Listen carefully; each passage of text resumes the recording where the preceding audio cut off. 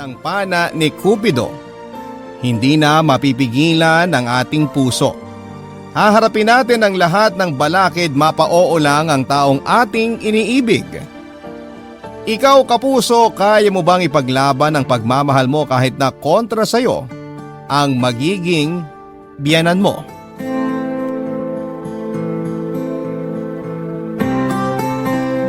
Dear Papa Dudut, magandang araw po sa inyo. Ako po si Romel, 33 years old at nagtatrabaho bilang nurse sa isang public hospital dito sa Nueva Ecija. 20 years old lang ako noong nang iwan kami ng tatay namin matapos siyang aksidenteng malunod sa dagat. Sa edad kong yon ay ako na po ang nagsilbing breadwinner ng pamilya namin. Pagkatapos graduate ay ibinuhos ko ang buong oras ko sa pag-aaral, sa pagpapaaral sa 3 kong kapatid at pag-aalaga sa sakiting kong ina. Natagalan po, Papa Dudut, bago ko natapos ang mga responsibilidad ko sa pamilya ko. Maayos ko namang napagtapos ang mga nakababata kong kapatid. Ngayon ay may kanya-kanya na silang trabaho at sariling pamilya. Pero dahil ang focus ko noon ay buhayin ang pamilya ko, ay nawalan ako ng oras para sa sarili ko, Papa Dudut. 30 anyos na ako noon nang ma-realize kong never pa ako nagkaroon ng maayos na relasyon. Nang mamatay ang nanay ko 5 years ago dahil sa komplikasyon sa baga, ay nabigyan ako ng pagkakataong mag-focus naman para sa sarili ko. Sa mga panahon lang yon ko naibigay sa sarili ko ang mga kagustuhan ko at isa na rito ang paghahanap ng maayos na relasyon. Good karma na rin siguro ang nangyari sa akin, Papa Dudut, dahil kung kailan ako muling nagbukas ng pinto para sa puso ko, ay agad naman akong ipinakilala ni Cupido sa babaeng bumihag sa aking puso, Papa Dudut.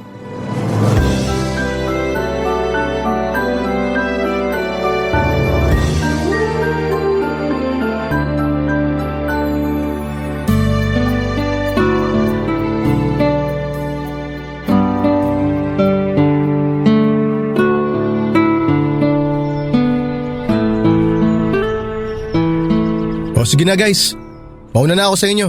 Uwi na ako.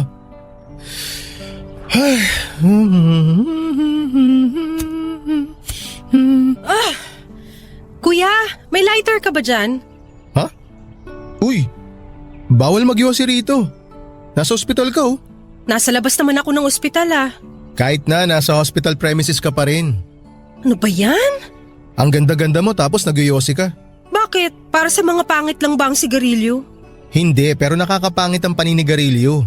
Maawa ka sa baga mo. Ano ngayon? Baga mo ba to? Matapang ka ngayon pero 10 years from now, sigurado ako magkikita ulit tayo pero pasyente ka na. Matagal pa naman pala. Aba, ibang klase Ano, may lighter ka ba o wala? Wala nga akong lighter. Pero kahit meron akong dala, hindi ko ibibigay sa'yo. Kasi nga bawal magyosi dito sa ospital. Di bawal na kung bawal. Ang aga-aga nagyosi ka. Ang aga-aga nangingielam ka. Pumasok ka na lang kaya sa trabaho mo. Kaka-out ko lang. Pauwi na ako. Graveyard shift. Di umuwi ka na. Ang sungit naman. Bakit ka ba nandito sa ospital? Sinong may sakit? Walang may sakit sa amin. Kakapanganak lang ng ate ko. O kita mo na? May bagong baby pala kayo tapos nagyosi ka. Alam mo ba na mas apektado ang mga taong nakakalanghap ng usok ng yosi kesa sa mismong nagyosi? Kaya nga nasa labas ako, diba? Hindi naman ako magsisindi sa tabi ng pamangkin ko. Kahit na.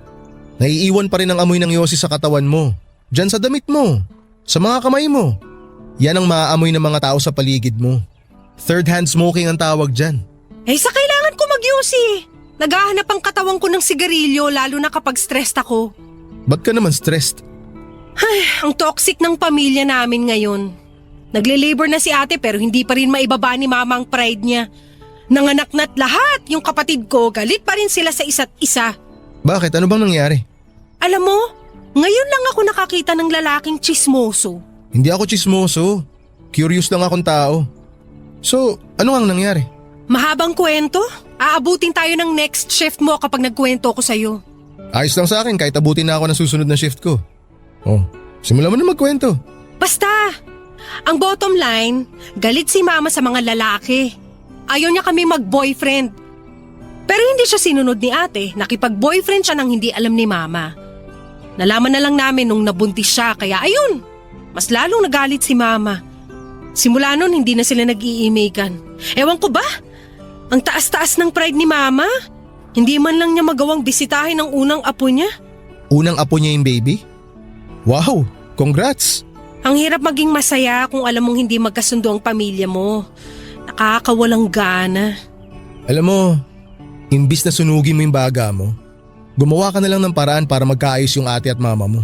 Tingin mo wala akong ginawa tungkol dyan? Nagawa ko na lahat, wala pa ring epek. Milagro na lang ata makakapagpabago kay mama eh. Intindihin mo na lang ang mama niyo. Sana naman maintindihan din niya na wala magagawa ang pagkakaroon niya ng mataas na pride. Teka nga, ba't pa ako nag-i-explain sa taong hindi ko namang kilala? Basta ganun na nangyari, huwag ka na mag-follow up question. Alam mo, mas nai-stress ako sa'yo. Kalma! Romel nga pala. Nice to meet you. Umuwi ka na at maghahanap pa ako ng pansinde. Teka sandali. Ikaw, ano pangalan mo? Loren.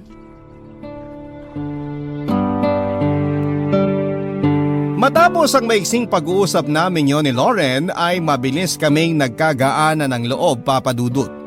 Tuwing nag-rounds ako sa kwarto ng kanyang kapatid nakakatapos lang mga anak ay palagi ko siyang inaasar na pinapatulan naman niya pabalik ng asar din.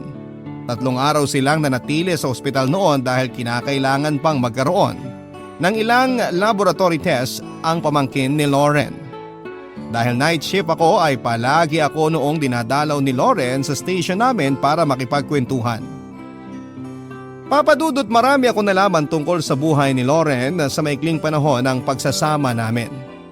No boyfriend since birth pala siya kahit strikto ang nanay niya pagdating sa mga lalaki. Mabuting araw at hindi pinalayas ang kapatid niya noong nalaman nilang buntis siya sa boyfriend nito.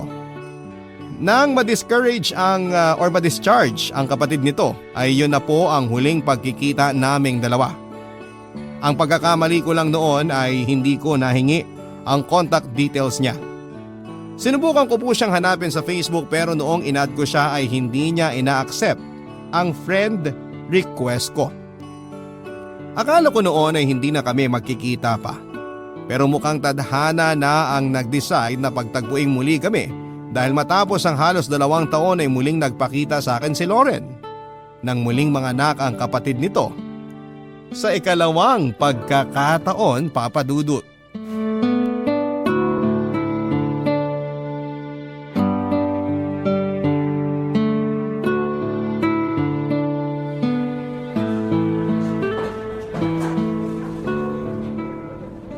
Uy!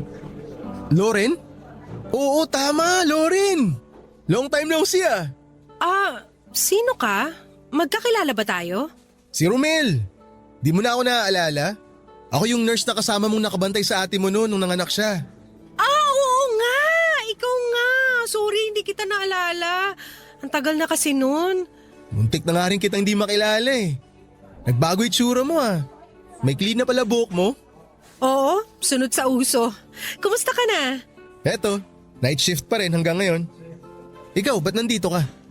Huwag mo sabihin. Manganganak na naman ang ate ko. Talaga? Anong sabi ng nanay mo? Galit na naman ba? Ano pa nga ba? Wala rin naman siya magagawa, nandyan na yan eh. O ano, stressed ka na naman. Baka magyosi ka na naman dito sa ospital ha? Hindi na. Matagal na akong tumigil sa paninigarilyo. Tama yung sinabi mo. Hindi healthy ang pagyoyosi lalo na't may baby kami sa bahay. Good yan. So, hula ko, di mo na naman kasama nanay mo, no? Malamang. Hindi pa rin sila nagkakaayos ni ate hanggang ngayon eh. Ba't ba kasi siya nagagalit? Hindi naman na bata yung ate mo para pagbawalan niyang mga anak, di ba? Hindi siya galit sa panganganak ni ate. Galit siya kasi hindi siya sinusunod ni ate. Naniniwala kasi si mama na pare-pareho lahat ng mga lalaki. Mga oportunista, mga manloloko. Grabe naman yung nanay mo. Hindi naman lahat. Yun nga ang hindi niya magets. Pero may kasalanan din kasi si ate, kaya mas lumala ang galit ni mama sa mga kalalakihan. Bakit? Ano bang ginawa ng ate mo? Yung tatay kasi nung unang anak ni ate, tinakbuhan lang siya nung nalamang nagdadalang tao si ate. Etong ate ko naman, hindi natuto, nag-boyfriend pa rin. Ngayon, nabuntis ulit. Yung gagong boyfriend naman niya, itinanggi na siya ang nakabuntis kay ate. Di ayan, 2 anak, 2 ring lalaki na parehong bahagang buntot. So ngayon, masisisi mo pa ba si mama kung bakit gano'n na lang ang galit niya sa mga tulad mo? Pero hindi naman lahat katulad ng boyfriend ng ate mo. Anong hindi? Yung tatay namin niloko si mama. Iniwan kami ng mga bata pa lang kami. Nabisto siya ni mama na may pangalawa pala siyang pamilya. Pinapili siya kung sinong gusto niya makasama. Alam mo kung sinong pinili. Yung kabet. Yung kabit, tama ka. Bata pa lang si mama, may namumuo na siyang galit sa mga lalaki. Naging witness siya kung paano bugbugin ng lolo namin si Lola nung bata pa si mama. Doon nagsimula ang pangit na pagtingin niya sa mga lalaki. Huwag mo sabihing pati ikaw man-hater na rin ha. Hindi ako man-hater. Ayoko rin sa ganung ugali ni mama pero minsan mapapaisip ka rin naman. Lahat kasi ng lalaking dumarating sa buhay namin, kung hindi duwag at barumbado, mga taksil. So kanino kakampi? Sa mama mo o sa ate mo? Hindi ko alam. Kailangan bang mamili? Oo, aaminin ko minsan nakaka-frustrate talaga yung ganong mindset ni mama kasi inaalisan niya kami ng karapatang makakilala ng taong mamahalin namin eh. Pero masyado rin kasing rebelyo si ate minsan. Sa kagustuhan niyang patunayang mali si mama, mas lalo tuloy naging totoo lahat ng mga pinagsasasabi ni mama kasi nga mga walang kwentang mga lalaki ang napili niya. Kung ikaw ang nasa katayuan ko, sino pipiliin mo? Wala. Bakit wala? Kasi pareho naman silang tama. Paano naging tama yung 2 yun?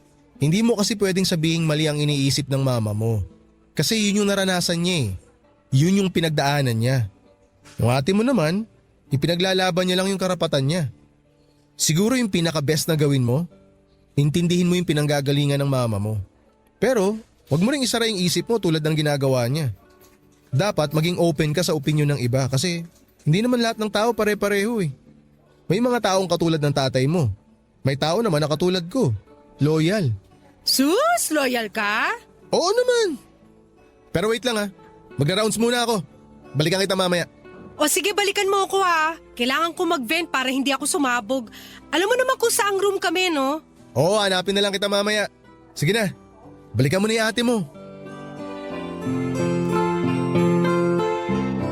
Maraming nagbago sa itsura ni Loren, Papa Dudut. Mas nagkaroon siya ng laman kesa noong huli ko siyang nakita. Ang dating hanggang bewang na buhok nito ay umiksi na hanggang tenga na lamang ang haba. Pero sa kabila ng mga pagbabago sa kanyang panlabas na anyo ay wala pa rin nagbago sa ugali nito na siyang nagustuhan ko noong una kaming nagkita. Kung dati-rati ay hanggang sa alaala ko na lang umiikot si Loren. Nang araw na yon ay muli kaming pinagtagpo ng tadhana. Hindi ko na po sinayang ang chance na yon at agad kong kinuha ang social media accounts ni Loren. Doon na po kami nagsimulang maging malapit sa isa't isa, Papa Dudut. Nagsimula kami bilang online friends hanggang sa lakas loob ko siyang inanyayahang lumabas para kumain at mamasyal.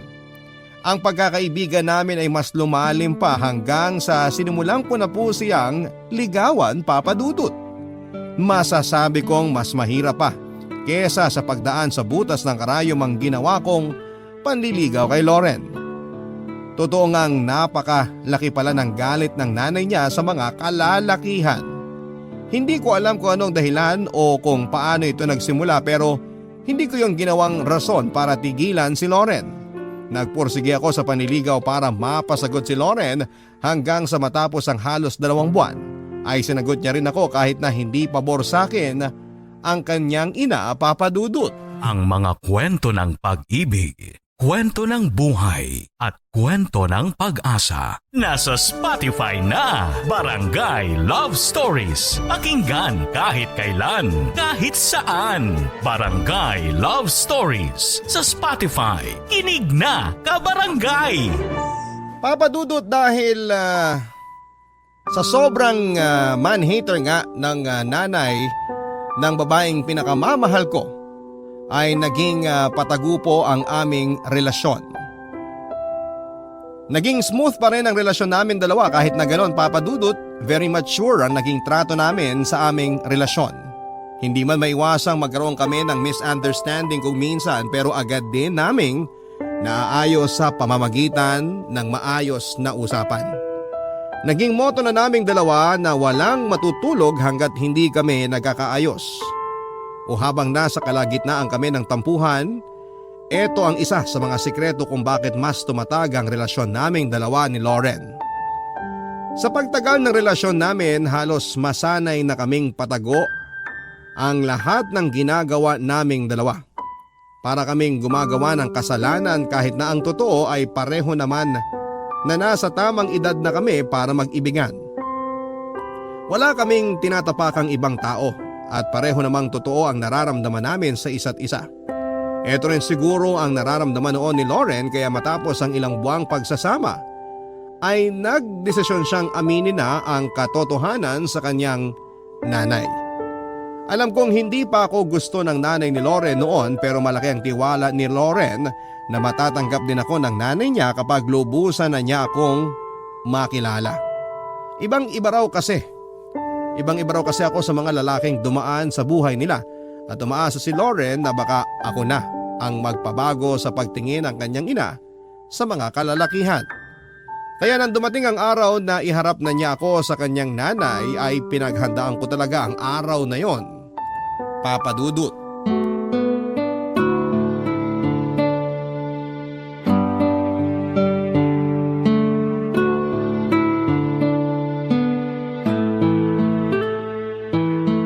Ano, ready ka na? Sandali lang. Parang kinakabahan ako eh. Akala ko ba inaabangan mo tong araw na to? Diba matagal mo nang sinasabi na gusto mong ipakilala na kita sa pamilya ko officially? Oo nga, pero alam naman natin yung ugali ng mama mo eh, di ba? Allergic siya sa mga lalaki. Paano kung di niya ako matanggap? Alam kong matatanggap ka niya. Malayong malayo ka sa mga lalaking iniisip ni mama. Kaya nga ako matapang na ipakilala ka kasi tiwala akong ikaw ang makakapagpabago sa mindset niya na lahat ng lalaki pare-pareho. Kakayanin ko kaya? Oo naman, ikaw pa. Basta magpakatotoo ka lang. Ipakita mo kay mama lahat ng katangiang nagustuhan ko sa'yo. Ay, sige. Kaya ko to. Tara, pasok na tayo. Tara. Hello, Ma! Sakto nandito ka. May papakilala sana ako sa'yo. Saan ka naman galing? Sino yung kasama mo? Siya po si Romel. Nurse siya sa ospital kung saan nanganak si ate. Doon kami nagkakilala. O anong ginagawa niya rito? Ipapakilala ko po siya sa inyo. Boyfriend ko po siya. Hello po tita. Kailan ka pa nagka-boyfriend? Magagalit ka po ba kapag sinabi kong matagal ko ng boyfriend si Romel? Di ba nag-usap na tayo tungkol sa pagbo-boyfriend na yan? Gusto mo ring matulad sa kapatid mo? Na 2 beses inanakan? Tita, hindi ko po gagawin yun sa anak nyo. Makakaasa po kayo Hindi na… kita kinakausap. Naman! Talagang ayaw niyo kong sunding magkapatid, ha? Sige, gawin niyo ang gusto niyong gawin. Total, wala na kayong respeto sa akin.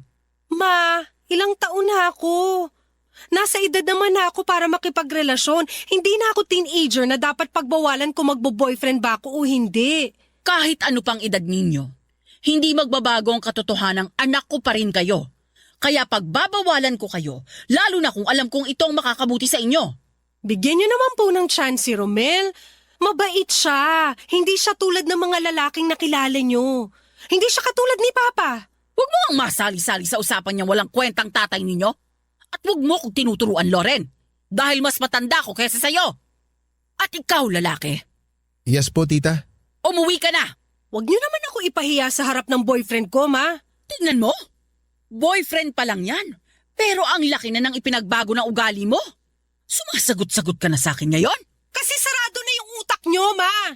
Hindi niyo pa nga nakikilala yung tao pero ginudge niyo na agad. Bahala ka. Ayoko makipagtalo sa'yo. Gawin mo kung anong gusto mo. Basta pinagsabihan na kita. Kaalis na nga. Ganda-ganda ng araw ko eh. Panira ka.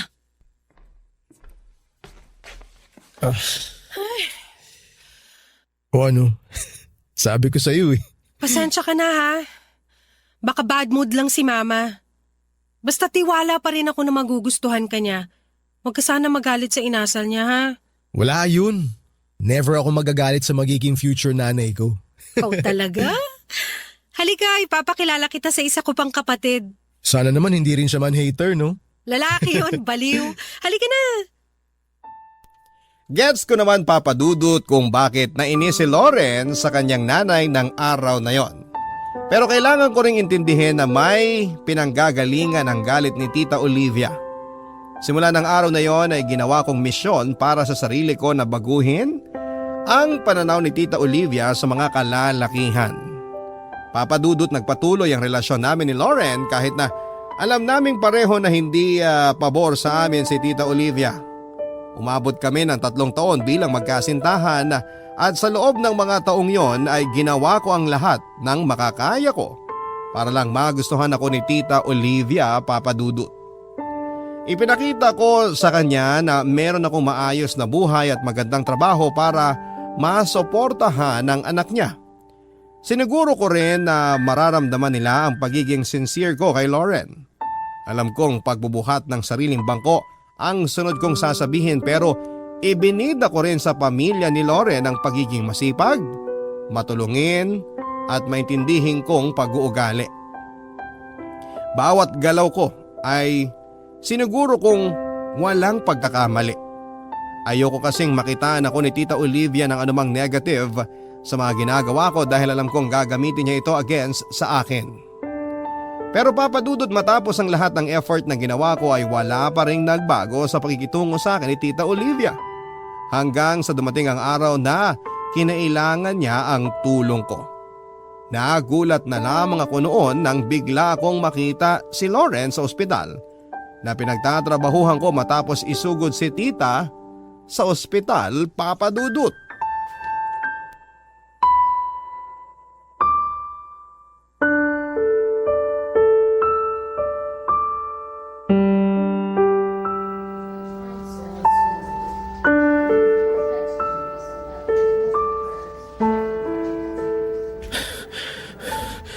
Lauren, Romel! Kanina pa kita hinahanap. okay ka lang ba? Si Mama ay sinugod namin siya rito sa ospital. Oo, alam ko.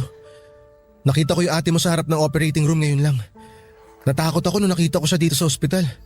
Akala ko may nangyari na sa'yo eh. Anong gagawin ko? Natatakot ako sa pwede mangyari, Romel. Ano bang nangyari?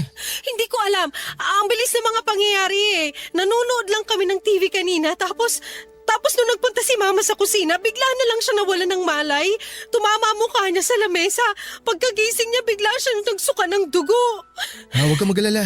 Tinitignan na siya ng mga doktor ngayon. Kanina pa kita tinatawagan eh. Sorry, hindi ko hawak yung phone ko kapag naka-duty ako eh. Kung alam ko lang ako na sana tumawag sa'yo. Malala ba siya? Ano nang lagay ni Mama? May balita ka ba? Makakasurvive ba siya?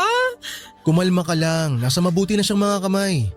Siguradong hindi siya pababayaan nila, Dok. Ang kailangan mong gawin, mag-focus ka kasi kailangan ka ng mama mo ngayon. Paanong kailangan? Anong kailangan kong gawin?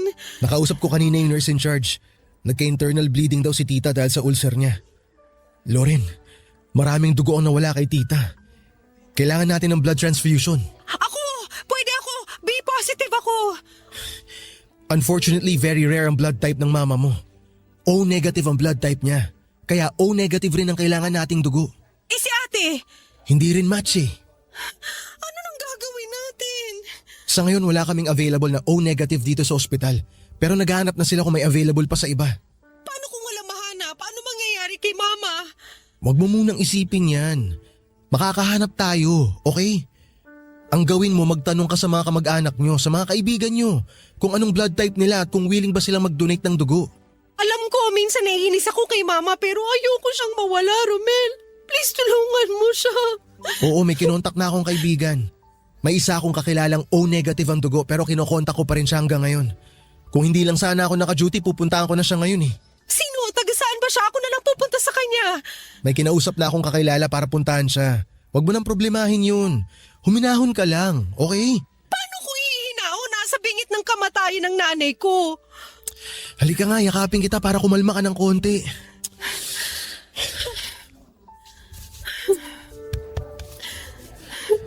Hindi ko hahayaang may mangyari kay tita. Okay?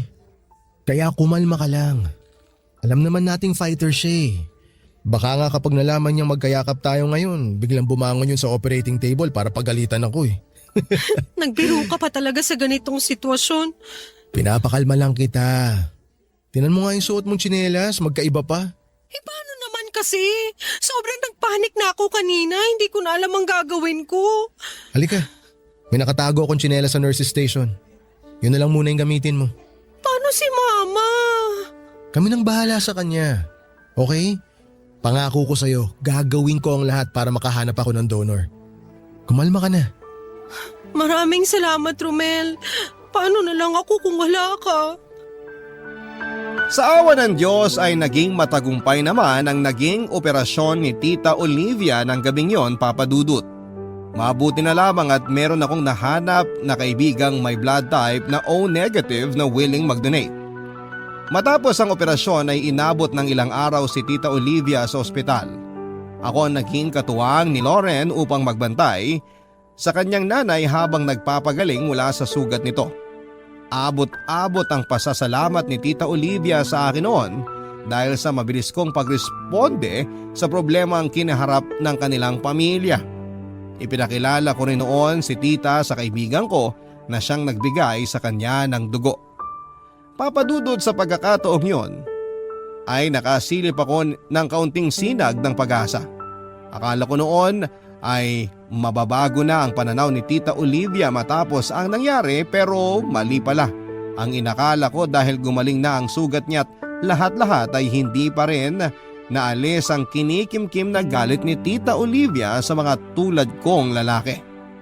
Bumalik siya sa dati niyang ugali at ng moment na yon ay na-realize kong tila wala na talagang chance na magbago pa si Tita Olivia. Pilit kong tinanggap ang katotohanang hindi na magbabago ang isip niya at kailanman ay hindi na niya ako matatanggap para sa kanyang anak, Papa Dudut. Kabarangay, i-share mo ang iyong barangay love stories. Sabay-sabay nating pakinggan ang iyong kwento ng pag-ibig, buhay at pag-asa. Ipadala lang sa barangaylovestories@yahoo.com. Papa Dudut, tanggap ko na noon na never ko nang makukuha pa ang ipinapanalangin kong approval mula kay Tita Olivia. Ganon pa man ay walang nagbago sa pakikitungo ko sa kanya. Itinuring ko pa rin siya bilang ina ng nobya ko. Puno ng respeto, pangunawa at paggalang. Malaki rin ang pasasalamat ko noon sa girlfriend kong si Lauren dahil sa kabila ng trato sa akin ng kanyang ina ay hindi niya ako pinabayaan at never niyang ipinaramdam na mag-isa lamang ako. Mataas man ang pader na namamagitan sa amin ni Tita Olivia ay unti-unti rin naman akong naging parte ng kanilang pamilya. Lagi akong present noon sa mga importanteng okasyon ng pamilya nila Lauren. Mula sa mga birthday, anniversary, maging Pasko at New Year ay nakakasama nila ako. Sa mga panahong yon ay hindi pa rin ako tumigil sa pagpapa-impress kay Tita Olivia. Alam kong wala na akong pag-asa pero tinuloy ko ang pagpapatunay na worth it ako para sa kanyang anak. Sa pagtagal ng panahon ay napansin ko na sa sobrang focus ko na pabaguhin ang image ko para kay Tita Olivia ay nalilimutan ko na minsan ng magpakatotoo sa aking sarili.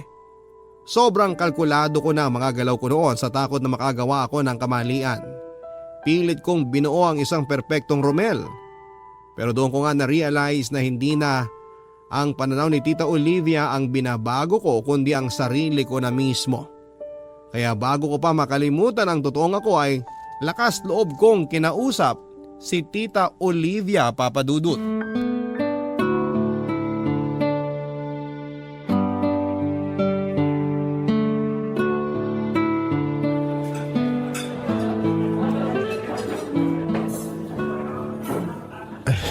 Tita Olivia, nandito po ako.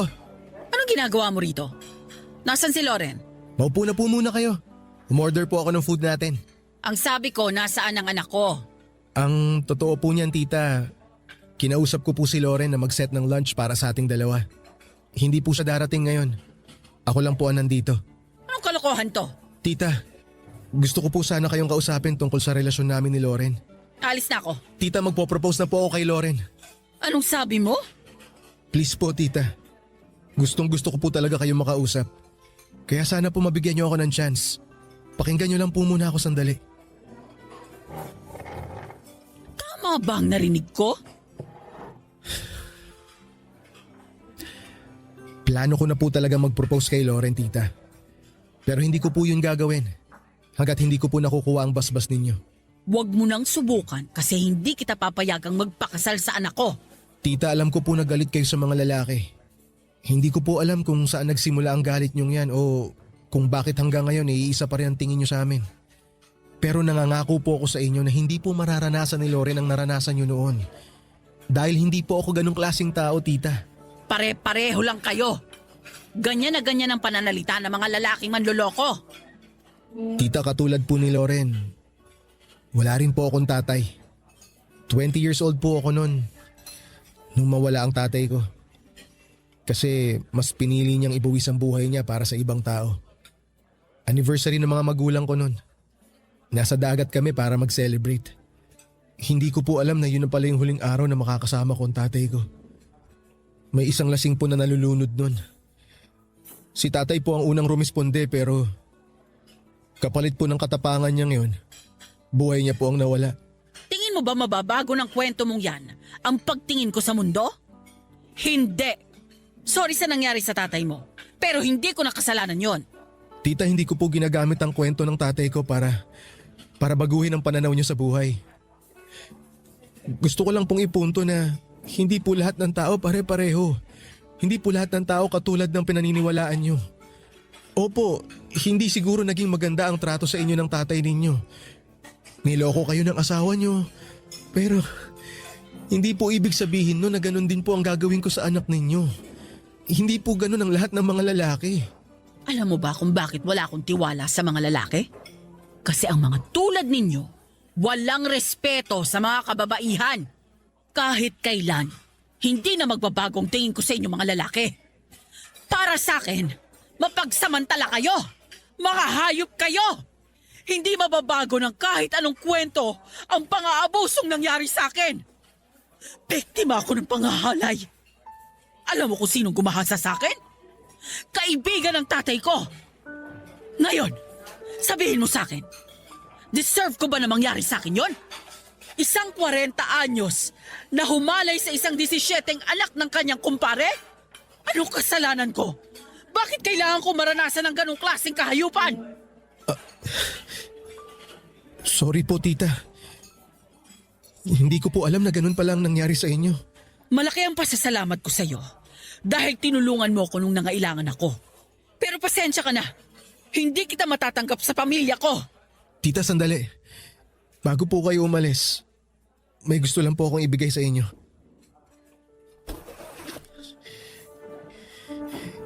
Ito po. Sing-sing po ang laman ng box na yan. Yan po sana yung gagamitin ko para mag-propose kay Loren. Anong gusto mong gawin ko rito? Kayo pong bahala, tita. Itapon nyo, itago nyo, hindi ko po alam.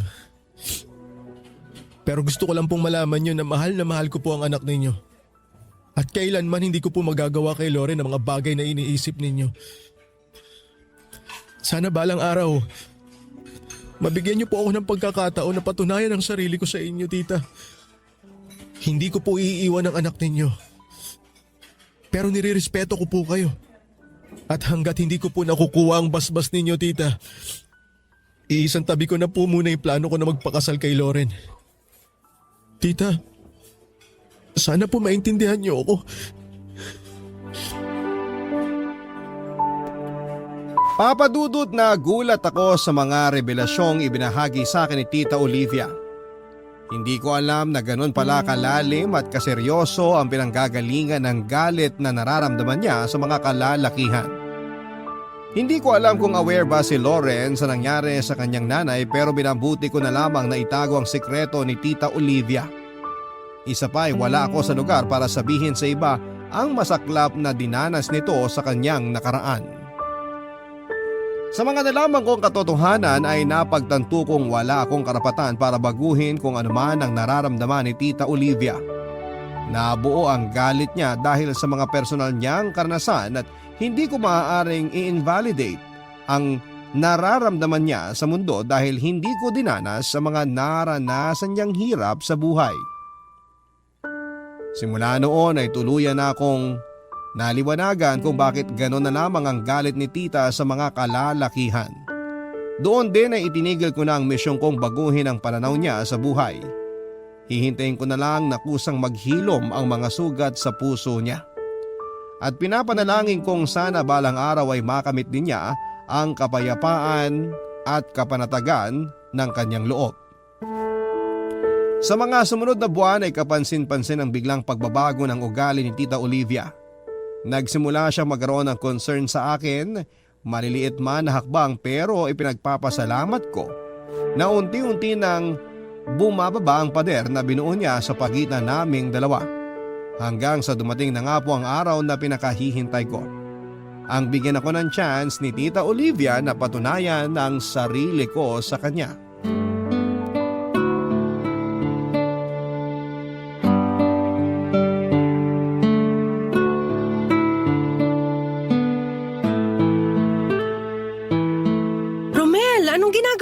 Sa labas. Ba't di ka pumasok sa loob? Dito ka muna.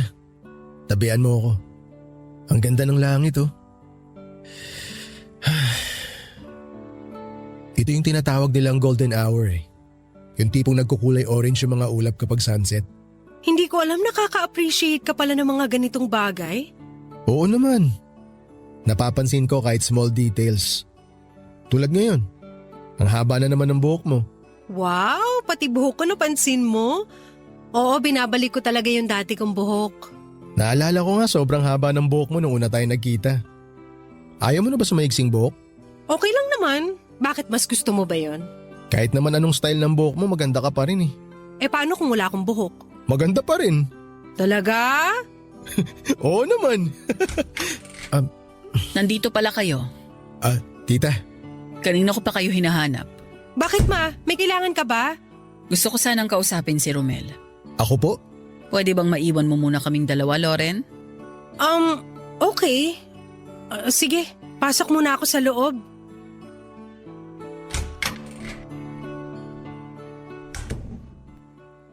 Ano po yun, tita? Ibabalik ko na to sa'yo. Ha? Ito po Yung singsing na ipinatago mo sa akin. Ibig po bang sabihin ito, pumapayag na kayo na mag-propose po ako kay Loren? Oo. Binibigay ko na yung go signal sa'yo. Yun lang naman ang hinihintay mo, di ba? Naku, maraming salamat po tita. Hindi niyo po alam kung gaano po ako kasaya ngayon. Sobrang napasaya niyo po ako tita. Pwede ko po bang malaman kung bakit po nagbago ang isip niyo? Hindi nagbago ang isip ko. Wala pa rin nagbago sa tingin ko sa mga kalalakihan. Katulad ng pagtingin natin sa mga ahas na anumang oras pwede kang tuklawin. Ganun pa rin ang tingin ko sa mga lalaki na anumang oras pwede ka nilang lokohin. Ibinabalik ko tong singsing sa'yo kasi gusto kong ibigay yung hinihiling mong chance. Tita, makakaasa po kayong hindi ko po sasayangin ang chance na ito na binigay niyo sa akin. Alam mo, sobrang against talaga ako sa'yo noon. Nakikita ko sa'yo yung ugali ng asawa ko eh.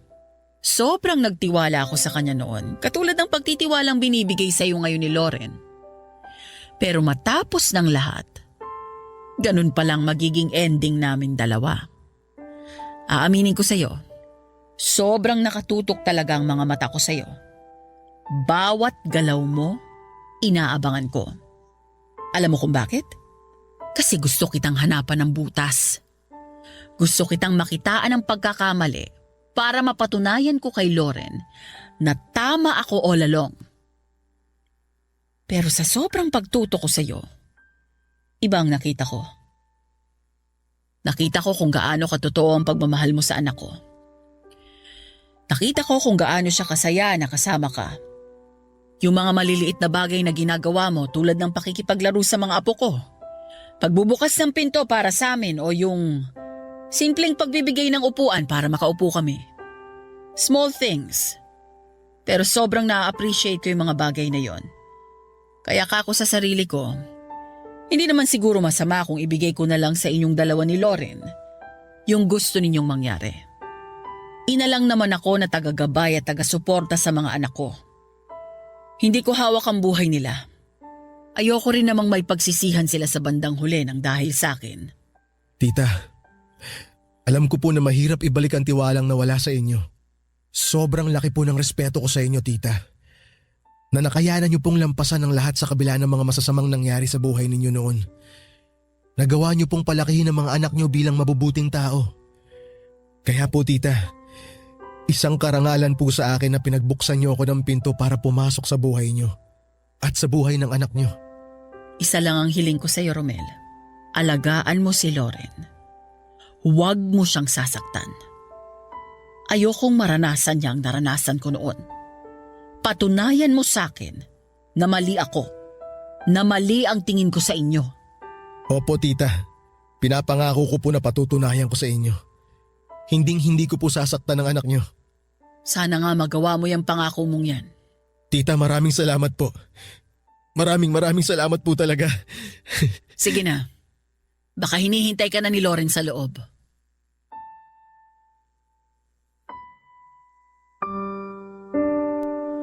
Papadudot kailanman ay hindi na pumasok sa isip ko na muli kong masisilayan ng singsing na ipinatago ko kay Tita Olivia.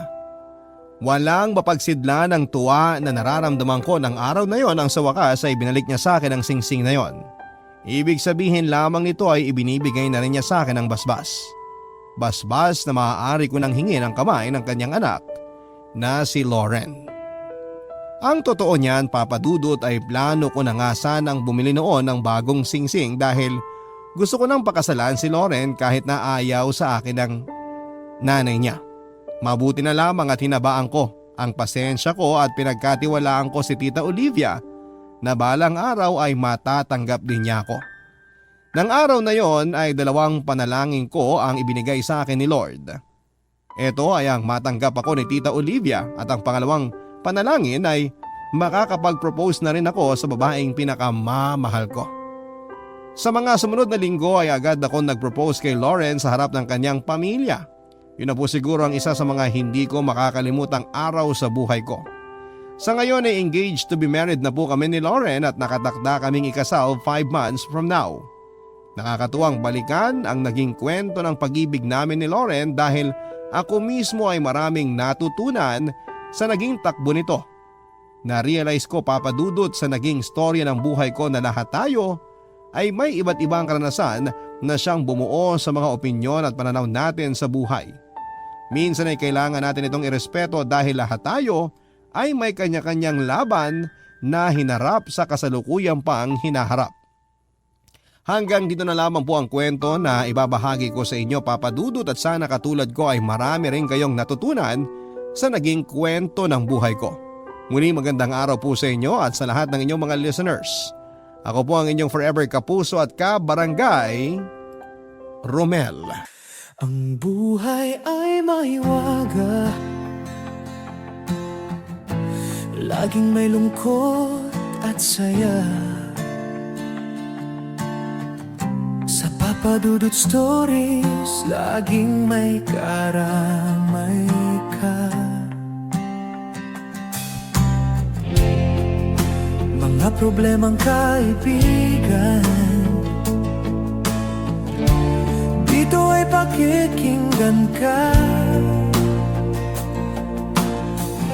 Sa Papadudot Stories, kami ay iyong kasama. Dito sa Papadudot Stories, ikaw ay hindi nag-iisa.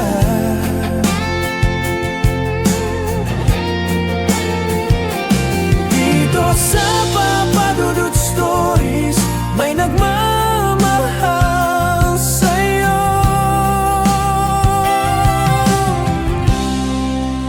Papadudot Stories,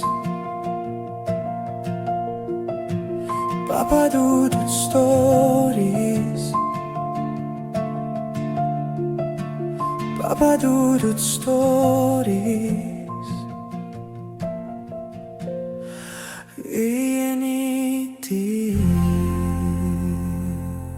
Masakit kapag iniwanan ka ng taong minamahal mo.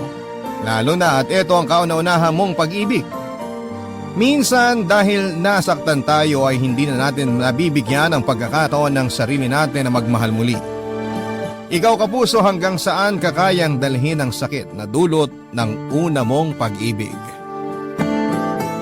Dear Papa Dudut, minsan kapag may minamahal tayo, akala natin ay puro saya lamang ang mararamdaman natin. Akala natin ay hindi na tayo masasaktan. Nalulunod tayo sa pagmamahal ng minamahal natin. Akala natin ay wala nang hangganan ang kaligayahan.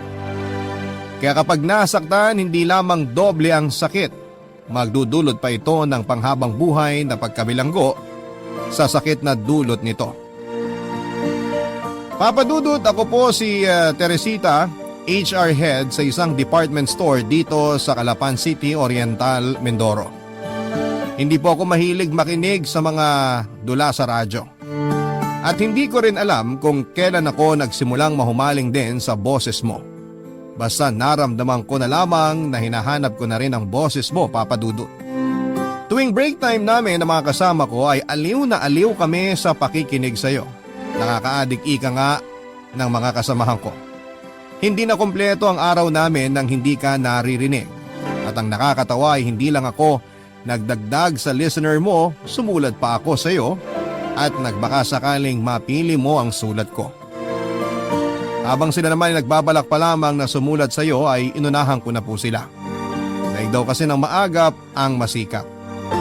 Papa Dudut, itago mo na lamang ako sa pangalang Teresita. Taga Batangas ako pero napadpad dito sa Mindoro. 24 years old pa lamang ako noong makilala ko si Leonardo. Naging kasintahan ko siya. Matagal ang naging relasyon namin at mahal na mahal ko siya. At sa kanya lamang umikot ang mundo ko. Akala ko ay siya na ang forever ko pero nagkamali ako dahil natukso siya sa iba. May nabuntis siyang babae. Gumuho ang mundo ko noong mga panahon na yon at nawalan ako ng gana sa lahat ng bagay. Hindi ko kinaya ang sakit at ininda ko ang mga ginawa niya sa akin. Iniwasan ko siya at lumipat ako sa Bulalakaw sa bahay ng kamag-anak ko doon. Walang nakakaalam na nandun ako dahil na rin sa kahilingan ko sa mga kaibigan ko na huwag sabihin kung nasaan ako.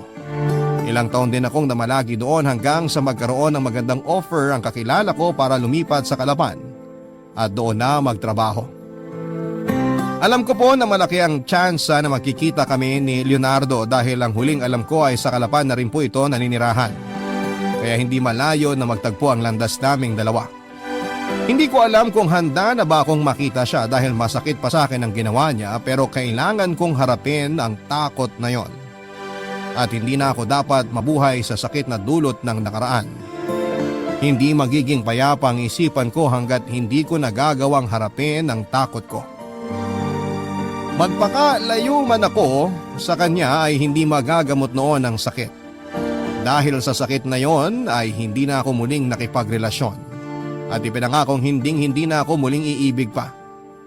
22 taon na mula nang saktan ako ni Leonardo pero pakiramdam ko ay nandito pa rin ang sakit. Pero gaya ng inaasahan ko ay muling nagtagpo ang landas naming dalawa.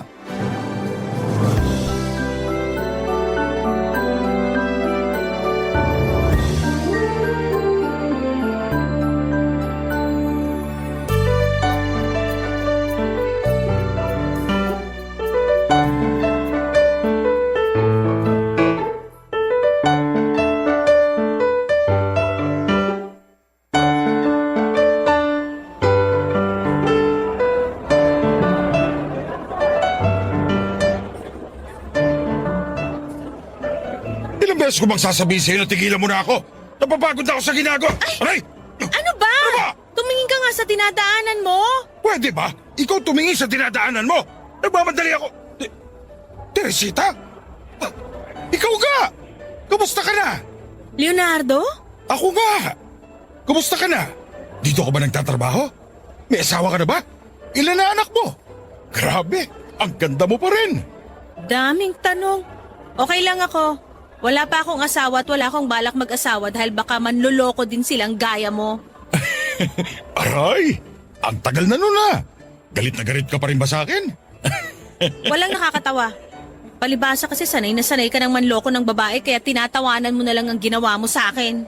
Ito naman, sorry na. Hinahanap naman kita noon eh. Ikaw lang naman ang ayaw tumanggap ng paliwanag ko. Che, magpaliwanag ka sa pagong. Baka pakinggan ka pa. Busy ka ba? Baka gusto mo magmerienda muna tayo. Busy ako. Isa pa, wala akong time makipag-usap sa mga manloloko na gaya mo. Excuse me nga. Teka lang, Teresita. Ano ba? Seryoso ko. Pwede ba tayong mag-usap? Kahit sandali lang. Seryoso din ako. Wala na tayong dapat pag-usapan. Sapat na ang 22 taon na sakit na ginawa mo. Alam ko nasaktan kita. Pero matagal na yun. Hindi mo pa rin ba ako kayang patawarin? Patawarin? Saan ka kumukuha ng kapal ng mukha para humingi ng tawad sa akin, ha? Oo, matagal na yon pero hanggang ngayon nandito pa rin ang sakit. Kapal ng mukha mo? Alam ko namang nasaktan kita eh. Pero mga bata pa naman tayo noon. Hindi ko pa alam noon kung paano pumasok sa seryosong relasyon. Huwag mong ikatwiran sa akin na bata pa tayo noon. Tanga, kaya mo na nga akong buntisin noon eh. Kaya ano pinagsasasabi mong bata pa tayo? Sadya lang na hindi ka na kontento sa akin kaya nagawa mo akong lokohin. Hindi kita niloko. Natukso lang ako. Ikaw ang mahal ko. Kahit nakabuntis ako, ikaw pa rin ang mahal ko. Maniwala ka. Pumapayag lang kasi siya nung makipag-sex sa akin. Iginagalang kasi kita. Kaya sa iba ko ginagawa ang gusto kong gawin sa'yo. Pero pinagsisihan ko naman yun eh. Wow! Thank you sa paggalang sa akin ha. Pero sana hindi mo na lang ako ginalang. Sex lang naman pala gusto mo, dapat sinabi mo agad para kahit hindi ako ready, binigay ko sarili ko sa'yo. Sana nag-sex tayo maghapon at magdamag hanggang sa gumapang ka pa uwi. Alam ko naman na mali ang ginawa ko. Kaya nga humihingi ako ng tawad sa'yo. Wala akong panahon para sa pagpapatawad. Huwag na sana uli mag-cross ang landas natin. Maayos na ang buhay ko. Paraan nga! Nagkataon na may kikitain si Leonardo sa mall kung saan ako nagtatrabaho. Sana pala ay nagpalit na lamang ako ng araw na yon o kaya naman ay nagkasakit na lang sana ako para hindi ako nakapasok. Hindi Papadudot, biglang bumalik ang sakit ng ginawa sa akin ni Leonardo. Parang gusto ko pa rin siyang sampalin at saktan. Alam ko na matagal na ang ginagawa niya sa akin pero noong makita ko siya ay biglang bumalik ang lahat. Ang kapal na mukha niyang humingi ng tawad sa akin, 22 taong kong dinala ang sakit na yon.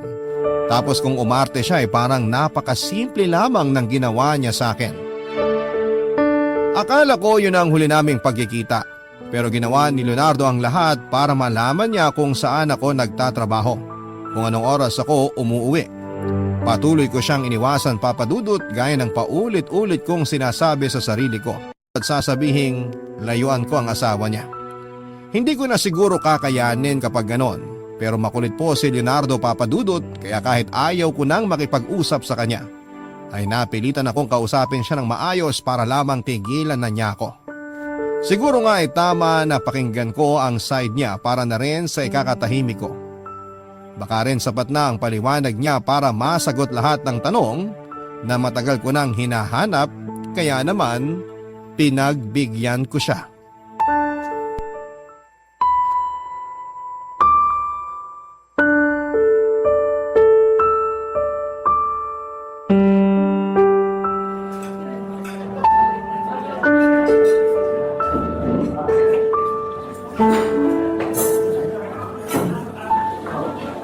Bilisan mo makikipag-usap ha, may lakad ako. Lagi ka na lang nagmamadali eh. Sabihin mo na ang gusto mong sabihin. Marami pa akong mas importanteng bagay na dapat gawin kaysa pag-aksayahan ka ng panahon. Hindi ka pa rin nagbabago. Maganda ka pa rin. Kung inimbita mo ako dito para lang makipagbulahan, mabuti pa umalis na lang ako. Teka, ito naman.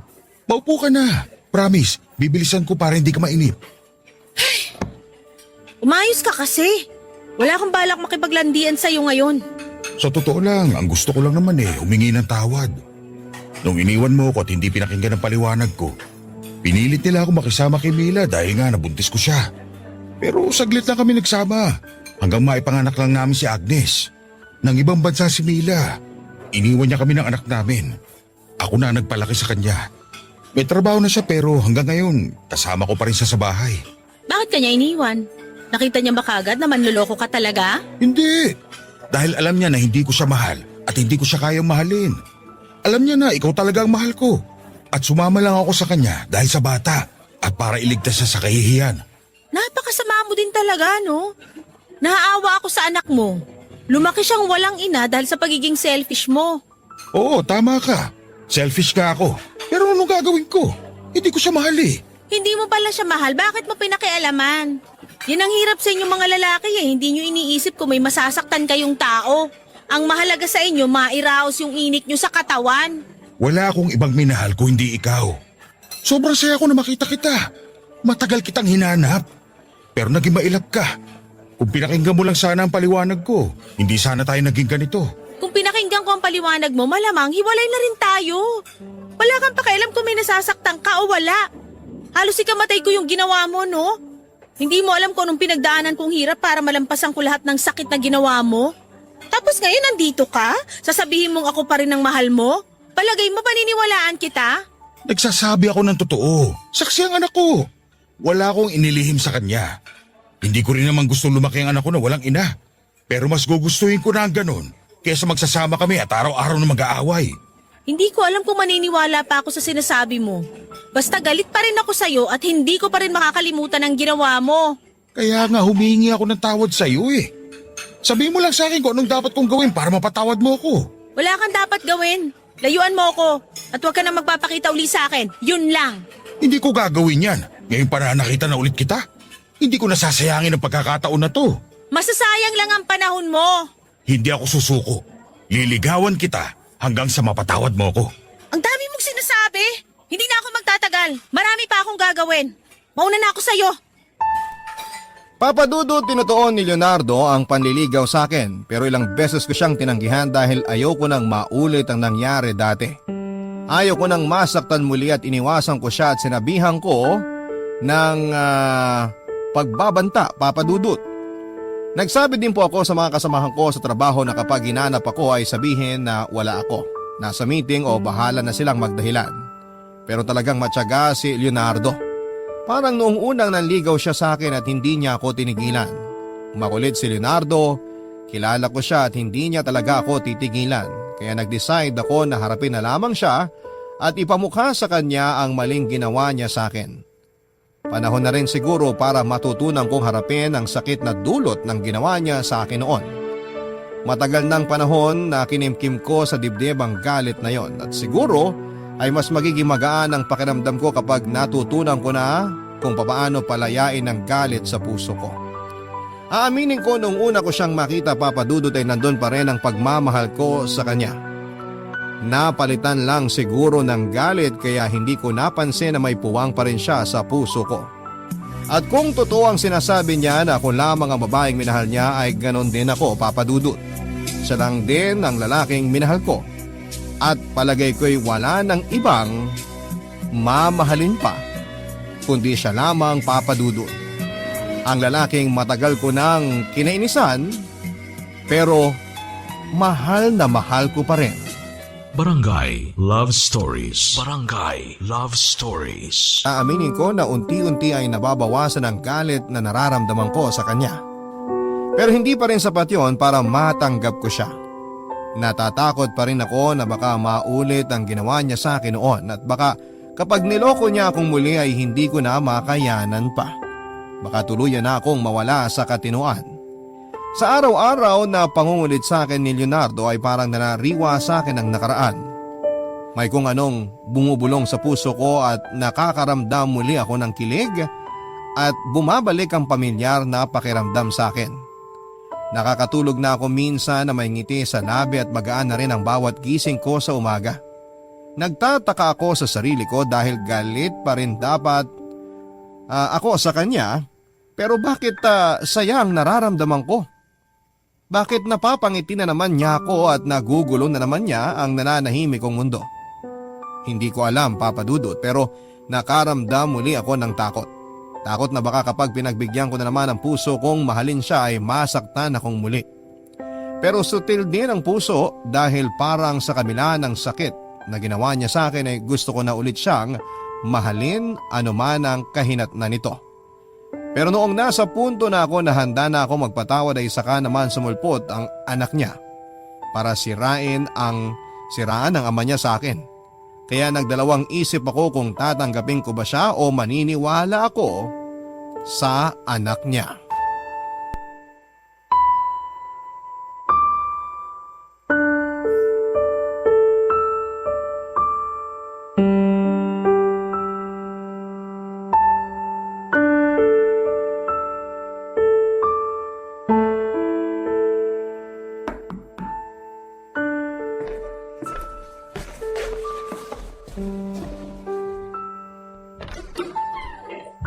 Ikaw ba si Teresita? Oo, bakit? Sino ka? Hindi mo ba ako patutuloyin? Pasensya ka na ha, pero hindi kasi ako basta nagpapapasok sa pamamahay ko, lalo na't hindi ko naman kilala. Sino ka ba? Ako si Agnes, anak ni Leonardo. Pwede na bang pumasok? Ah, ikaw pala ang anak niya. Medyo arrogante ka ha, hindi may kakailan na tatay mo siya. May pinagmanahan ka eh. Pero sorry ha, hindi kasi Leonardo ang password ng pinto namin, kaya hindi kita pwedeng papasukin. Ano bang kailangan mo? Okay, sige. Dito na lang ako sa labas. Sanay ka naman yata na naiiskandalo. Hindi ako sanay ng iniiskandalo, pero hindi rin naman ako natatakot maiskandalo. Layuan mo ang papa ko. Inuutusan mo ba ako? Oo. Dahil ikaw ang dahilan kung bakit iniwan ni Papa si Mama. Wala kang alam sa nangyari. Sinaktan din ako ng papa mo dahil sa mama mo. Parehas lang tayong biktima dito. Kung hindi dahil sa'yo, hindi aalis si Mama. Magiging maayos sana ang pamilya namin. Dahil sa'yo kaya palaging sinasaktan ni Papa si Mama. Hindi mo rin alam kung anong pinagdaanan namin ni Mama kay Papa. Laging sinasabi sa akin ni Mama na kasalanan mo ang lahat kaya nagkaganon si Papa. Hindi ko kasalanan na ganun ang ginawa sa inyo ng papa mo. Ininda ko rin ang pagkawala niya kaya hindi ko na nagawang magmahal ng iba.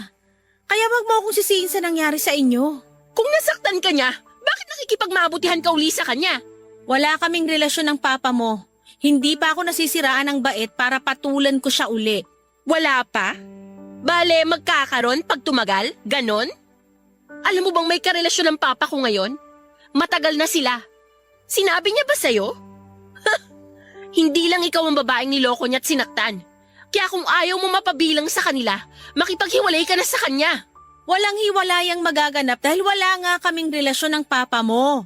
At kung sakali na maging magkarelasyon nga kami ng papa mo, wala ka na ron. Ako ang masasaktan, hindi ikaw.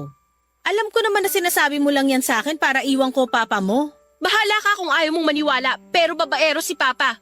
At ayoko na may masaktan pa uli siyang ibang babae. Nakilala ko na lahat ng babae niya. At lahat sila iniwan din ni Papa. Concerned lang ako sa'yo. Salamat sa concern mo ha, pero hindi ikaw ang magdedesisyon para sa bagay na yan. Ako. Huwag mo sabihin hindi kita pinaalalahanan ha. Salamat sa paalala mo. Lahat ba na naging girlfriend ng papa mo? Ganyan ang ginagawa mo? Hindi, sa'yo lang. Ikaw lang kasi ang babaeng hindi pa niya na ipapakilala sa akin eh. Mukhang iba ka sa kanila. Mukha kang disente, may pinag-aralan. Kadalasan kasi sa dinadala ni Papa sa bahay mukhang mumurahing babae. Alam ko kung bakit ginagawa mo sa akin to. Sinisiraan mo papa mo sa akin para maghiwalay kami. Kung ayaw mong maniwala, bahala ka. Kapag nakuha na niya ang gusto niya sa'yo, iiwan ka din niya. Wala siyang ibang minahal kundi ako. Tanggapin mo na lang kung maging karelasyon ko uli ang papa mo. Kami ang magsasama at hindi kayo. Okay, sige, ikaw ang bahala. Ihanda mo na lang ang sarili mo kapag may isang babaeng matangkad, maganda at maputi na susugod sa'yo dito para awayin ka. Good luck na lang sa'yo. Matatakot na ba ako? Oo, matakot ka na. Dahil kung hindi ka sanay na naiiskandalo, mararanasan mo na yun. Naaawa tuloy ako sa'yo. Dahil wala kang alam sa tunay na pagkatao ni Papa. Problema ko na yon. Makakaalis ka na, may gagawin pa ako. Mabuti pa nga umalis na ako. Sana nga totohanin ka ni Papa at hindi igaya lang sa mga babae na pinaiyak niya. Salamat na lang sa paalala mo pero matanda na ako. Alam ko na ang ginagawa ko. Sige na. Hindi ko alam kung bakit gano'n na lamang ang galit sa akin ng anak ni Leonardo Papadudut. Samantalang ako dapat ang magagalit sa kanya sa ginawa ng ama niya sa akin. Kung magsalita siya ay parang kasalanan ko pa ang lahat. Ako ang nasaktan, ako ang dapat magalit sa kanila. Pero sa tono ng salita ng anak niya, ako ang dahilan ng nangyayari sa kanila. Hindi nila alam kung ano ang pinagdaanan ko kaya wala siyang karapatan na husgahan ako. Wala siyang karapatang ipamukha sa akin na kasalanan ko ang lahat dahil biktima rin ako, kagaya niya. Gusto kong magwala Papa Dudut, galit na galit ako. Pero pinigilan ko ang sarili ko dahil sa bandang huli naisip ko na walang kasalanan ang anak niya. Maaaring kagaya niya ay lumaki din po ito na may galit sa akin dahil ang iniisip nito ay ako ang sumira sa pamilya na sana'y meron siya ngayon. Hindi ko alam at nahihirapan akong intindihin ang nararamdaman ko. Dahil sa kabila ng galit na nararamdaman ko sa nangyayari, ay may bahagi sa puso ko na gusto ko nang makasama si Leonardo. Nararamdaman ko na bumalik na ang dating pagmamahal ko dito. At handa na ulit akong mahalin siya kahit na ilang Agnes pa ang humadlang sa amin.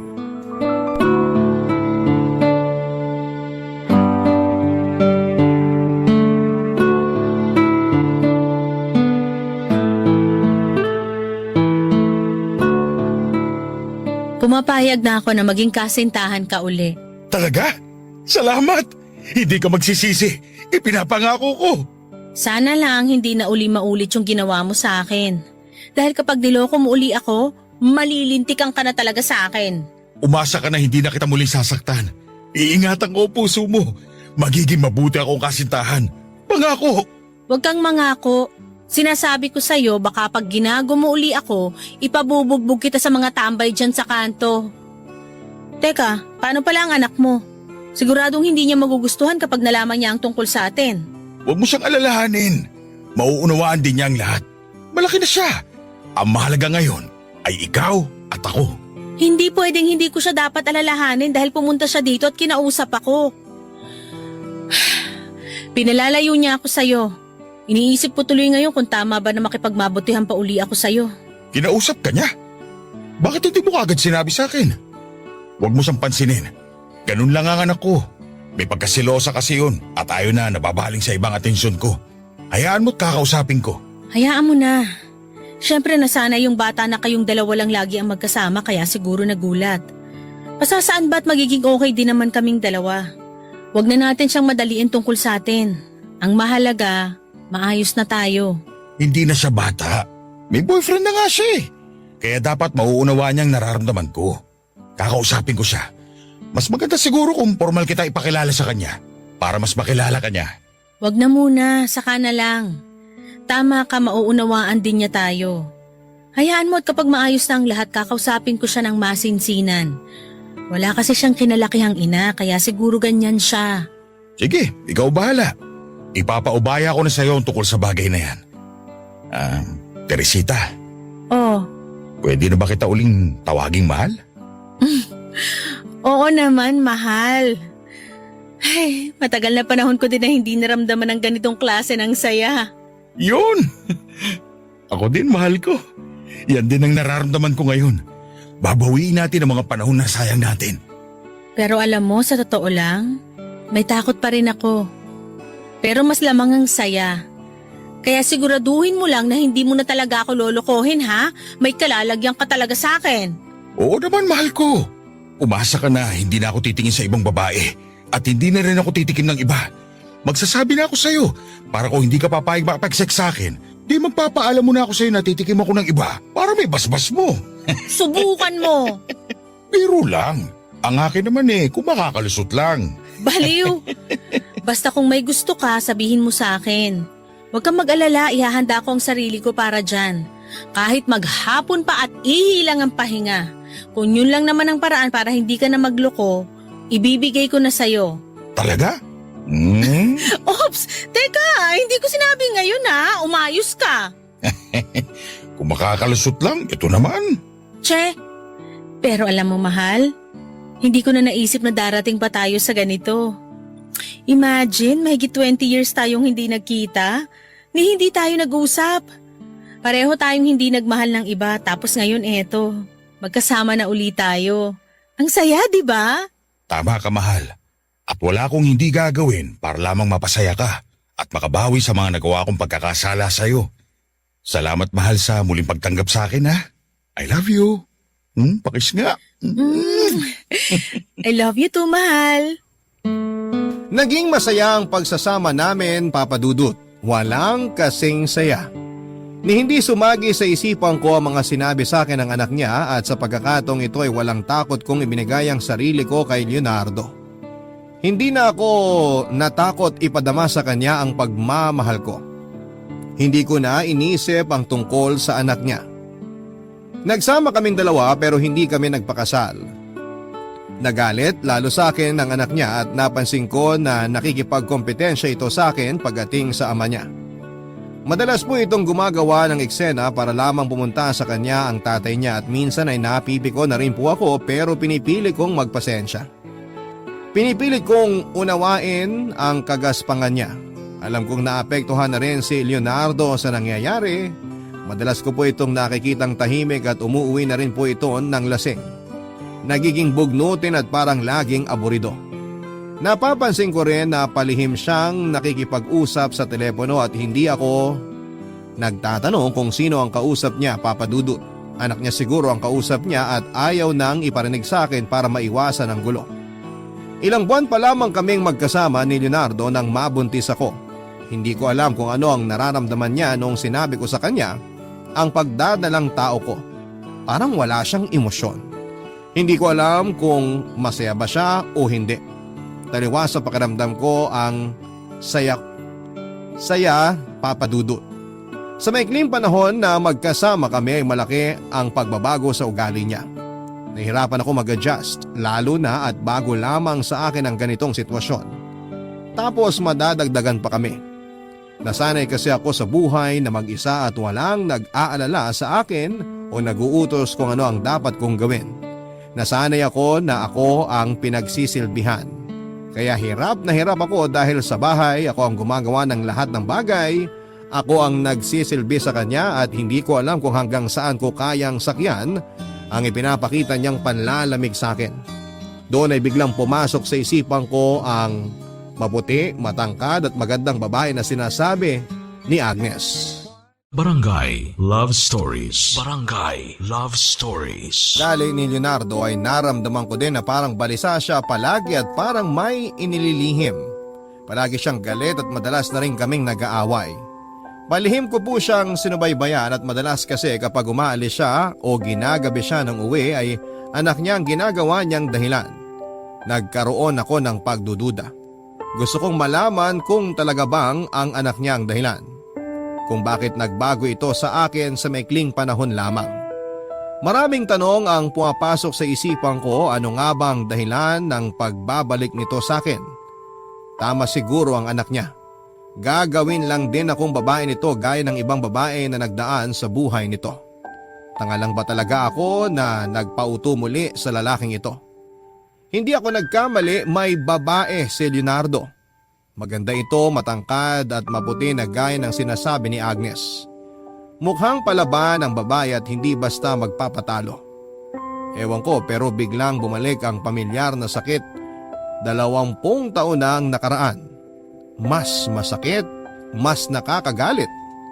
Bigla kong nahawakan ang maumbukong tiyan noon, Papa Dudut, at awang-awa ako sa sarili ko at sa magiging anak ko. Nagpatawad pala ako ng isang taong walang puso. Sana'y hindi ko na lamang muli siya kinausap. Baka nga concern lang talaga siya sa akin ng anak niya kaya ganon ang sinasabi nito sa akin. Sinungaling pala talaga siya at babaero. Ewan ko ba, Papa Dudut, nalilito ako at hindi ako nagpakita sa kanya.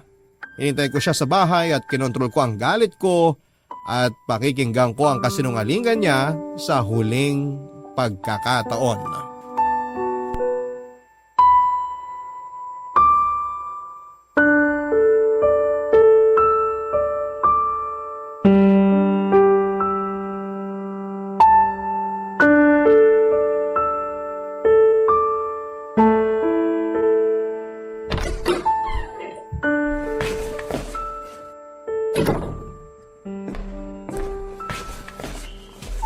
Siya ako sa mahal ko.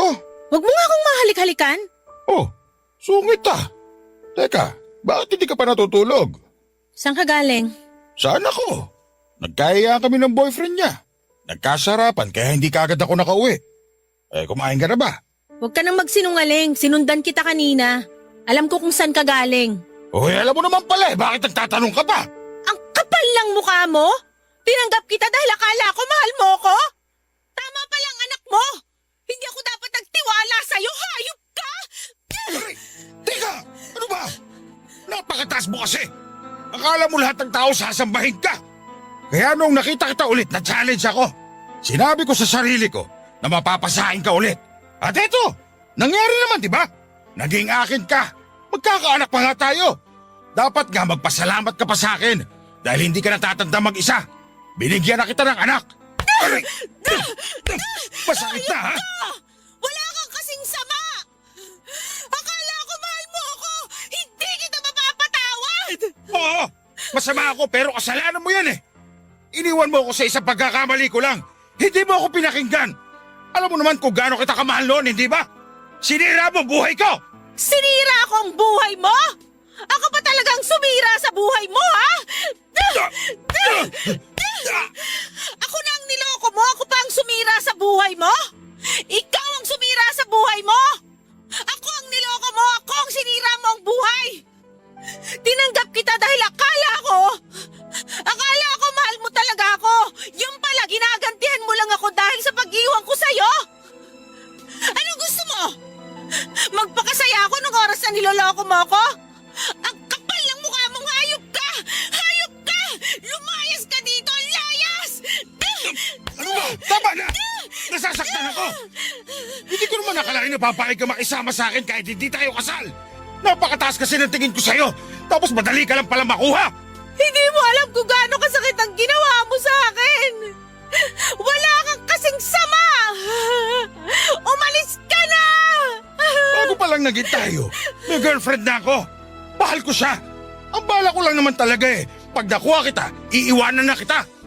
Alam ko na isinusumpa mo ko dahil sa panloloko ko. Pero wala na akong choice. Buntis ka na. Hindi na kita pwedeng basta pabayaan. Kaya kong palaki ng anak ko na mag-isa! Iisipin ko na lang na isa kang bangungot sa buhay ko! Pero salamat! Salamat dahil sa buhay na binigay mo! Palalakihin ko ang anak ko nang hindi kakailanganin ng ama! Umalis ka na! Hindi ko tatalikuran ng obligasyon ko sa kanya. Hindi mo kailangan magpanggap na responsabling ama dahil bulok ang pagkatao mo! Umalis ka na! Alis! Oo! Masama akong tao. Pero wag mong idamay ang bata. Wag mong ipagkakait sa akin ang anak ko. Hindi ka makikilala ng anak mo! Hindi niya kakailanganin ng ama na katulad mo! Bubuhayin ko siya ng mag-isa! Umalis ka na! Umalis ka na! Tama na! Tumigil ka na! Huwag mo ko itulak! Hindi kita kailangan! Hayop ka! Huwag ka nang babalik! Demonyo! Nakipaghiwalay ako kay Leonardo, Papa Dudut. Masakit ang ginawa niya sa akin at hindi ko akalain na ganon pala kasamang tao ang lalaking tangi kong minahal. May ganon pala talaga kasamang tao. Ang tangi ko na lamang ipinagpasalamat sa kanya ay magkaroon ako ng anak. At siya ang pinakamagandang regalo na matatanggap ko. Alagaan ko siya at ilalayo, walang kwenta sa walang kwenta niyang ama. Alam kong masama akong ina sa gagawin ko pero hindi ko gugustuhin na magkaroon pa kami ng ugnayan. Hindi ko na siya gustong makita pa, baka makagawa lamang ako ng hindi maganda. Babae ang naging anak ko, Papa Dudut, at walang paglagyan ang kaligayahan ko ng mga sandaling yon. Naiiyak ako sa sobrang tuwa at palalakihin ko siya ng maayos. Hindi po ako humingi ng kahit na anong sustento kay Leonardo mula sa pagbubuntis ko hanggang sa panganganak ko. Ayaw ko na magkaroon ng kahit na anong utang na loob sa kanya. Alam ko na mahirap magpalaki ng anak lalo na at mag-isa ka lamang. Naranasan ko yon dahil nag-iisa akong anak. Maaga akong naulila. Sa murang edad ay natuto akong lumaban ng mag-isa. Wala akong masasabing tunay na kamag-anak na tumulong sa akin. Mag-isa akong lumaban sa buhay hanggang sa marating ko ang kinalalagyan ko. Hindi rin biro ang pinagdadaanan ko, sanay na ako sa hirap at sanay na ako nang hindi umaasa kahit kanino. Bumalik si Leonardo, Papa Dudut. gusto raw niyang ayusin ang sa aming dalawa. Humingi siya ng tawad sa mga nasabi niya at ako daw palang mahal niya. Pero hindi ako naniwala. Sapat na ang sinabi niya sa akin, sapat na rin ang sinabi sa akin ng anak niya. Tapos na ako sa kanya at kahit magmakaawa pa siya at lumuhod sa harapan ko ay hindi ko na siya tatanggapin pa. Kahit pa humingi siya ng tulong sa anak niya, tapos na ang pagpapanggap.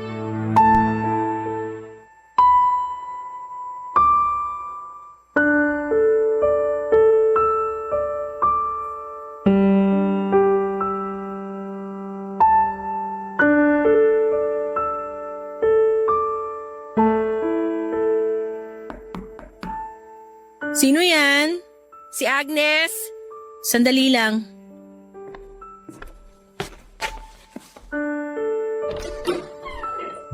Ikaw pala. Anong kailangan mo? Pwede ba tayong mag-usap? Kung tungkol sa papa mo ang pinunta mo, magpakasaya ka na dahil hiniwalayan ko na siya. Pwede ba akong pumasok? Tuloy ka. Maupo ka. Salamat.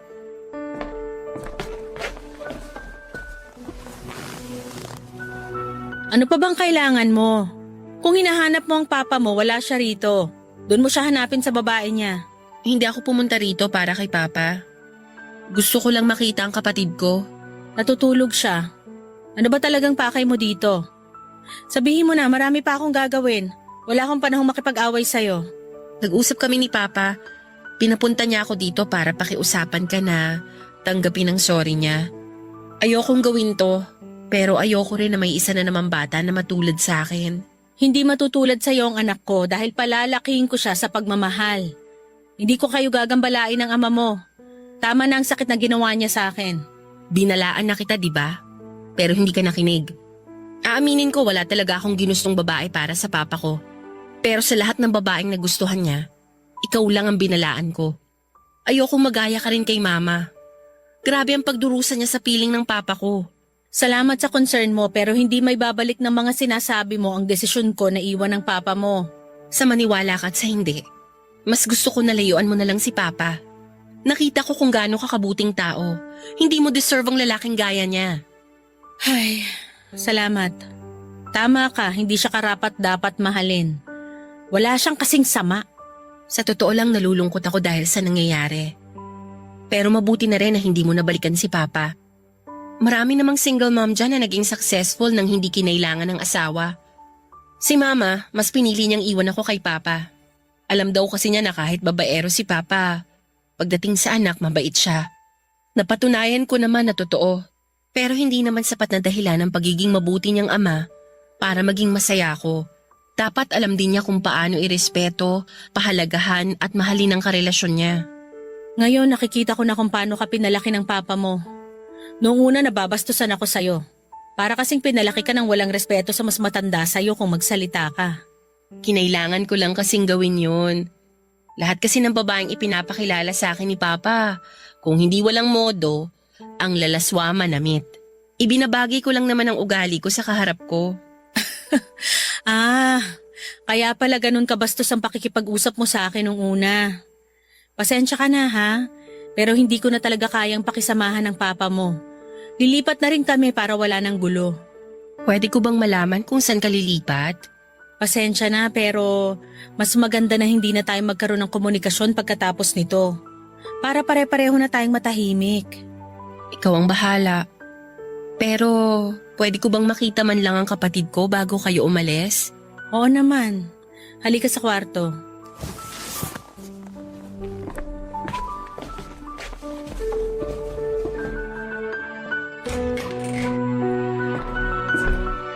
Halika, pasok ka.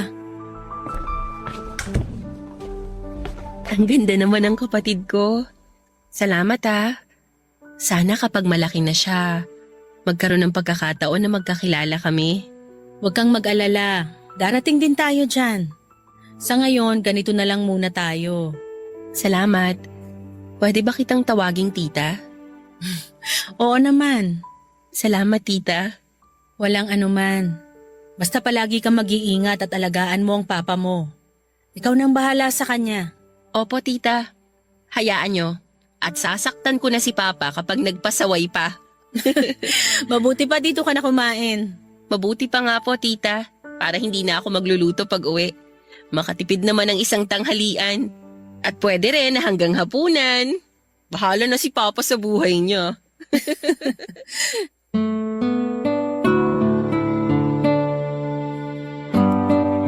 Naging maayos ang samahan namin ni Agnes bago ko umalis, Papa Dudut. Pero si Leonardo ay hindi ko na siya kinausap kahit na ilang beses siyang nagpabalik-balik sa bahay namin. Iniwasan ko na siya. Hindi ko na pinakinggan ang mga sinasabi niya at sapat na ang nalaman ko para hindi ko panghinianganan ang isang kagaya niya. Ilang taon ako nabuhay sa sakit na ginawa niya. Kung alam ko lang na masarap pala ang magkaroon ng anak, sana'y hindi ko na pinatagal. Sana hindi na ako nabuhay sa anino ng sakit ng nakaraan. Napakaraming sana ang biglang pumasok sa isipan ko pero iga nga nila ganon talaga ang buhay. At kahit na anong gawin natin ay hindi na natin maibabalik ang nakaraan. Kaya dapat na lamang tayong mabuhay sa kasalukuyan at sa hinaharap. Lumayo kami, Papa Dudut, nagpaalam lamang ako kay Agnes na aalis na pero hindi ko sinabi sa kanya kung saan kami ng anak ko pupunta. Kapag dumating ang tamang panahon at maunawaan na ako ng anak ko ay sasabihin ko ang lahat sa kanya. Wala akong ililihim. Aalagaan ko ng maayos ang anak ko at mamahalin ko siya higit pa sa buhay ko. Siya ang magsisilbing lakas ko. Naging maayos ang buhay ko, Papa Dudut, ganon pa rin ang posisyon ko sa nilipatan kong department store. Ikinuha ko na lamang ng taga-alaga ang anak ko at hindi na ako nakibalita tungkol kay Leonardo. Baka magulo na naman ang mundo ko. Sinarado ko na ang puso ko sa kanya at bubuksan ko na lamang ang bagong pahina ng buhay ko kasama ang anak ko. Gagawin kong masaya, bubuo kaming dalawa ng bagong storya na kaming dalawa lamang ang magkasama. Kakalimutan ko ang pahinang naging dahilan ng lahat ng pagkabigo ko. May mga pagkakataon na nalulungkot pa rin ako pero kapag nakikita ko ang mga ngiti ng anak ko ay tila napapawi na ang lahat ng pagod at lungkot na nararamdaman ko. Ganon pala yon, Papa Dudut. Nakakatuwa lamang isipin na ang dating babae na takot magmahal ay sinarado ang puso sa iba ay handang-handa na ulit magmahal ngayon. Handang-handa ng magmahal hindi ng lalaki, kundi ng anak na bunga ng kanyang makulay na nakaraan. Maraming salamat po sa pagbasa ng sulat ko, Papa Dudut, at sa mga kabarangay ko na nasaktan ng taong minahal nila ay huwag kayong matakot dahil napatunayan ko na hindi pala natin dapat sinarado o isasara ang puso natin. Maaring 2 beses akong sinaktan ng lalaking minahal ko, subalit nagkaroon naman ng magandang nangyari sa buhay ko kapalit ng sakit na yon. Lahat ng nangyayari ay may kadahilanan. At maaring ang nangyaring ikalawang kabiguan sa muling pagtanggap sa lalaking minahal ko ay paraan lamang po ng Diyos para magkaroon ako ng supling at maging kumpleto ang pagkatao ko bilang isang babae. Ang inyong forever kapuso at kabarangay, Teresita. Ang buhay ay maiwaga, laging may lungkot at saya. Sa Papa Dudut Stories, laging may karamay ka. Mga problemang kaibigan, dito ay pakikinggan ka. Sa Papa Dudut Stories, kami ay iyong kasama. Dito sa Papa Dudut Stories, ikaw ay hindi nag-iisa.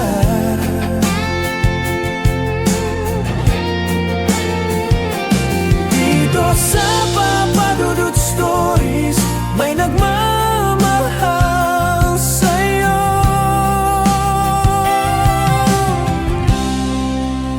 Papa Dudut Stories, Papa Dudut Stories, Papa Dudut Stories.